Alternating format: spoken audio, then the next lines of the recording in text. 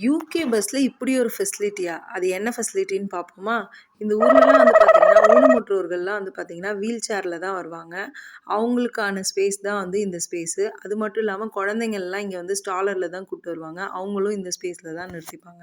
அதுவும் இந்த ஊனமுற்றோர்கள் வந்து இறங்கும்போது வந்து பார்த்தீங்கன்னா, இந்த பட்டன பிரஸ் பண்ணாங்கன்னா, ஒரு டிஃபரண்ட் சவுண்ட் இண்டிகேஷன் வந்து டிரைவருக்கு போகும். ஸோ, அதனால டிரைவர் வந்துட்டு என்ன பண்ணுவாங்கன்னா, அந்த ரோடுக்கு ஃப்ளாட்டா ஈக்குவலா இருக்கிற மாரி பஸ்ஸ நிறுத்துவாங்க. ஏன்னா, இங்க பஸ்ல ஏறும்போது ஸ்டெப்ஸ் இருக்காது. ஃப்ளாட்டா தான் இருக்கும்.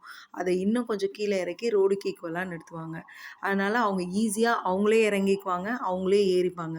அவங்களுக்குலாம் வந்து இங்க யாரோட ஹெல்ப்பும் தேவையில்ல. இங்கலாம் தனியா தான் அவங்க வந்துட்டு போவாங்க. இத கேட்கும்போதே ஆச்சரியமா இருக்குல்ல. எனக்கும் இது ஃபர்ஸ்ட் டைம் பார்க்கும்போது ரொம்ப ஆச்சரியமாவும், அதிசயமாவும் தான் இருந்துச்சு.